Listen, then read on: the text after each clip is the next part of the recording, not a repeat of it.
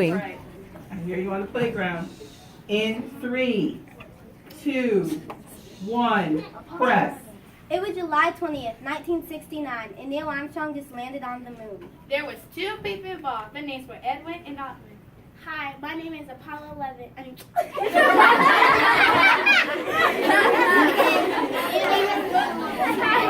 Neil Armstrong. I finished for Apollo 11. The place of the event was held on the moon surface. Apollo 11 is important because it needs rocket research to be in the military. Other research we found about Apollo 11 was that the Soviet Union decided to launch a second space station. This space station was called Sputnik 2. The U.S. and the Soviet engaged on a competition to see who had the best technology in space. The space race launched the satellite. Interesting facts about Apollo 11. The United States decided to launch the second space station as well. This space station was called Skylab. Thank you. Huzzah!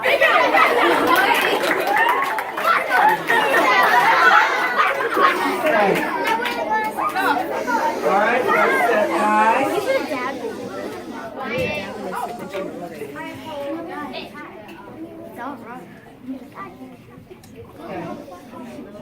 You gotta settle down a little bit. Guys, all of you right here, you're not part of their Exhibit. exhibit. Move so back. you can- Scoot back, we got plenty of You're space. fine, just don't act like you're at the campfire with them. Okay. All right. Guys,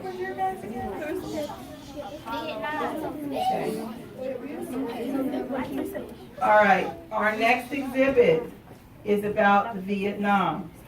Okay? In 3, 2, 1, press. Hello, we're talking about the Vietnam War. It started in November 1st, 1955 to April 30th, 1975. It included USA, South Vietnam, and North Vietnam. We fought for 20 years, but we still lost. It was a sad type of war because even kids who themselves had just to go up there. Some of our friends got sprayed by Agent Orange and got a lot of diseases. A couple years after the Vietnam War, Ronald Reagan made the Vietnam War Memorial so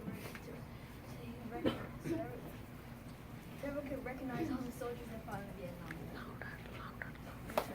Thank you. I hope you enjoyed it.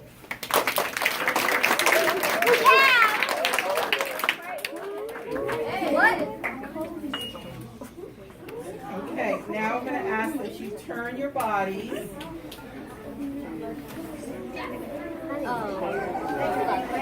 Here's the strange thing I find really strange. Is when I ask you guys to line up, you guys are so close to one another that you could basically like blend in with the same shirt. Now I ask you to sit, and we've got big gaps over here, gaps here.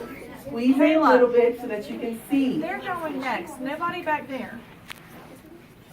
Okay, Guys, so if the lights are off, we can't video the presentation. okay, so you're gonna have to do with what you gotta They do have with. some stars that shine that you won't be able to see with the light on. Okay, if we turn the lights off, it's not gonna come out It's on not going to video. come out, right. Okay? In 3, 2, 1, press. Hi, I'm Jack Stricker. I was born August 30th, 1931 in Denver, Colorado, and I was a part of the Space Shuttle Apollo 13. I replaced Ken McKee. Hi, my name is Fred Hasten. I was born November 14, 1933 in Biloxi, Mississippi, and I toured on the Space Shuttle Apollo 13. Hi, I'm Kimber Lee. I was born March 17th, 1936 in Chicago, Illinois, and I toured on the Space Shuttle Apollo 13. I was replaced by Jack Stricker. Hi, my name is Jim Lovell, and I was born on March 25th, 1928 in Cleveland, Ohio, and I go on the Space Shuttle Apollo 13. Our shuttle went around the moon. But before we could get back to Earth, we had a big problem. The U.S. and Soviet Union were at the Cold War. During the Cold War, they decided to have a space race. During the space race, they decided to build a machine called the Apollo 13. Later, barely around the moon, our crew was shoveling pure oxygen into the ship. After that, we saw a spark. No one really cared about Apollo 13, but after this, people will surely care. For my partner said this famous quote that people will surely remember. That's right. The famous quote I said was, "Houston, we have a problem." People will surely remember this.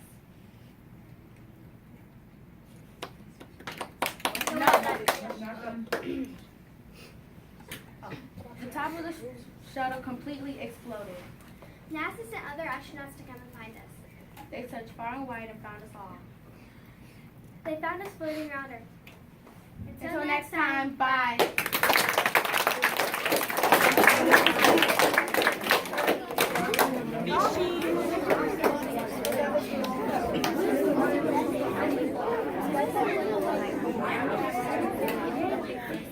Okay. The next exhibit did not occur, the next exhibit did not occur during the Cold War, but these are two students that were in America since 1975. So I'm just going to tell you, we're going forward and then we're going to come right back. Okay? So, in 3, 2, 1, press. Hi, I'm Michael Barrett. And I'm John Charsco. And we were heroes that saved people on September 11th. How it all went down. Look at that tower, it's on fire. Let's go, everyone. We need to evacuate the other twin towers on fire. Go, go, go. Oh my, we need to get out of here. You're right, we all need to evacuate. Thank gosh everyone's safe now. Let's get out of here. Oh my, there's another plane, and it looks like it's coming towards the other twin tower that we were just in. Michael and me saved lots of people that. Oh, Jay. Thank you.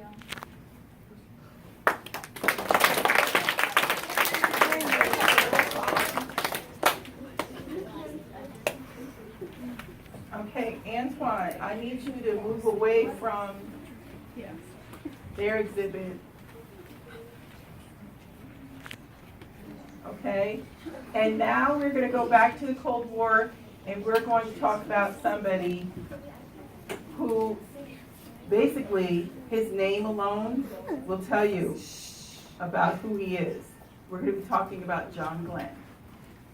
In 3, 2, 1, press. Hi, my name is John Glenn. I was born in Camp Rouge, Ohio on July 18th, 1921. My parents were John and Claire Glenn. At the age of 2, my family and I moved to New Concord, Ohio. After graduating from New Concord High School, I went to the nearby Muskingum College. I joined in the American War effort by joining the Naval Aviation Cadet Program in 1942.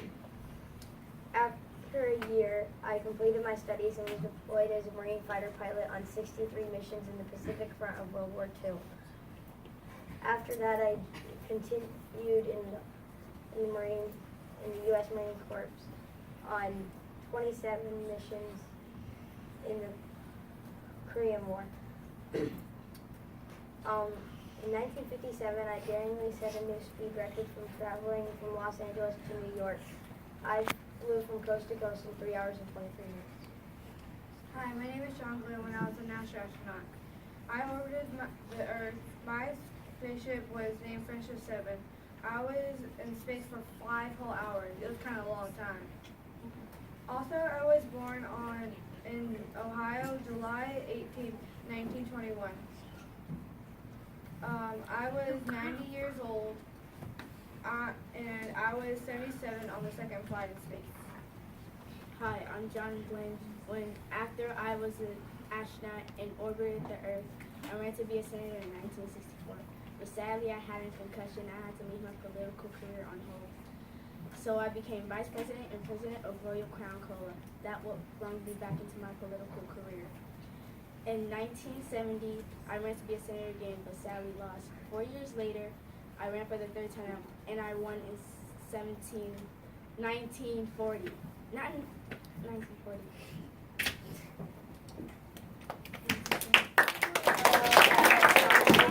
Talking radio. Is that it, John? He meant to say 1970. Okay. It's okay. I think everyone's doing an excellent job. And you know what? Part of doing live, sometimes we may make little mistakes. But we don't judge people on the little mistakes. Kobe, take Okay. that off your head, please. Our next exhibit is the collapse of the Soviet Union. Okay? In 3, 2, 1, press. My name is Cezanne Nicholas. Hi, my name is Mikhail Gorbachev. This event started in December 25th, 1991. It was all because the Soviet Union wanted something that will cause trouble to all countries. The first thing you need to know is that the place of the country was in Russia. The Soviet Union wanted their government to have all the power. The word for this is communism. This all started because of communism. The Soviets wanted everyone to be communist. In return, they would split into 15 countries. Communism and capitalism was all about the collapse of the Soviet Union.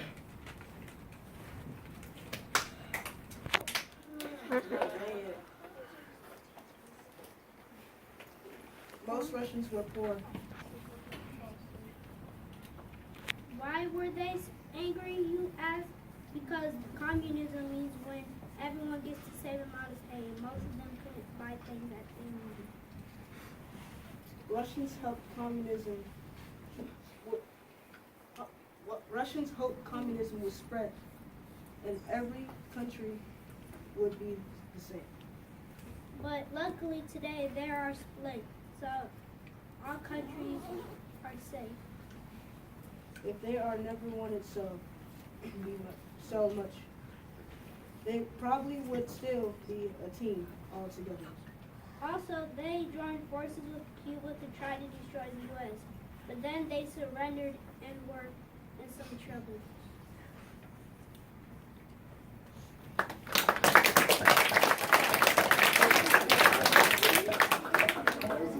Okay. Our next exhibit. Excuse me. You're gonna have to turn your bodies around. Levi, you may be asked to leave. Turn your body around. Isaac, turn your body around. Malik, turn your body around. Malik, maybe if you back up a little bit, therefore you might have a little bit more space. Okay.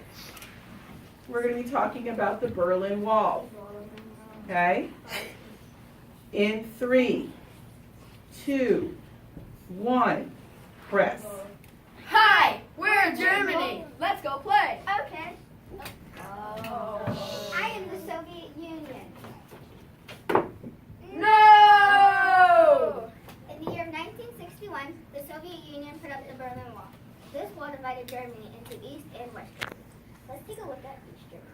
Hi, I am now East Germany. I miss my friend, who's now West Germany. It's all because of the Soviet Union. They cannot stand the U.S. capitalists, so they decided to take over.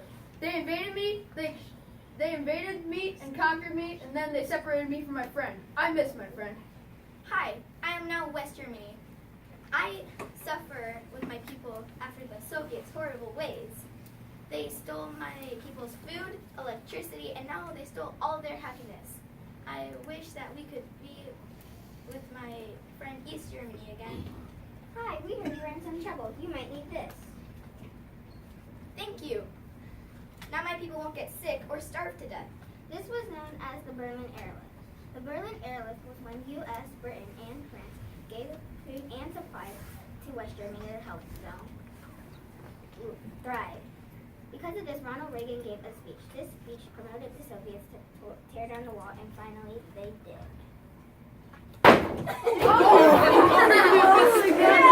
Good.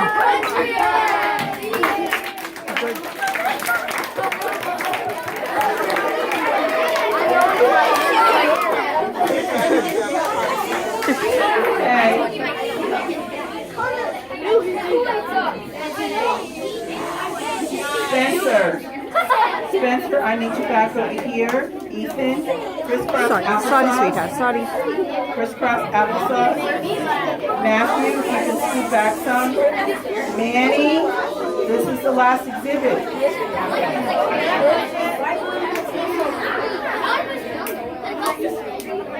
I'm just waiting for Levi to turn around. Levi. Isaac, we're going to be under control, right? Okay. In 3, 2, 1, press. Oh, hi there. I'm Joseph Welch. McCarthy, wake up. Wake up. Okay, never mind. I guess having visitors is important to you. Anyway, let me get this long monologue over. As said before, I'm Joseph McCarthy. I was born in Primgar, Iowa. I went to Harvard and many other law schools in order to become a lawyer. After that, I was a judge in a small town Missouri. Still on the way. Okay. Anyway, that's enough about me, because I assume you're here to talk about my role in the Army McCarthy hearings. Anyway, before I talk to you about what my role was, I have to talk about to you what was happening during that time period. McCarthy here was losing popularity quickly, and decided to write a list of communist government officials. When he told that to the press, his popularity skyrocketed. In fact, he ruined many people's careers by declaring that they were communists. So, then President Dwight D. Eisenhower was elected. And since he was a Republican, Congress didn't like his ways of declaring and ridiculing Dwight D. Eisenhower. Anyway, Dwight D. Eisenhower already did not like McCarthy's way of rooting out communists. When McCarthy here declared that the army was soft on communists, it was the last straw. He called for the hearings. During one of the hearings, when I asked to see his list of communists, he insulted one of my best lawyers and told me to check out him because he said that he was part of a long-standing organization that he called the legal arm of the Communist Party. Also, he kept yelling, "Point of order! Point of order!"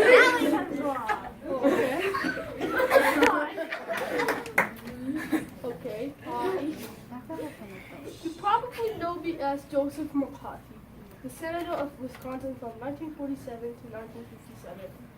And do you also know that I was the creator of the second Red Scare and McCarthyism? The second Red Scare was the spread of fear of the communism, and McCarthyism was when I or my followers accused people of being communists if they showed any sign of being communists. And I first became famous when I said there were about 200 communists in the Department of State. I was famous for years until stupid President Dwight D. Eisenhower said, "That's a lie." He was not stupid. No, yes he was. No, he wasn't. He was. You know what? Let's get back on track. Continue. Yeah, okay. But then I said that there were about more communists in the military, and the military was also soft on communists. But then stupid President Dwight D. Eisenhower said, As I said before, not stupid. yes. Just get back on track. Okay. He called for the hearings, and but sadly in the end I lost. Then he doesn't want to talk about it then, but he I spiraled died. into alcoholism And and died died. of hepatitis. The end. I was so young though.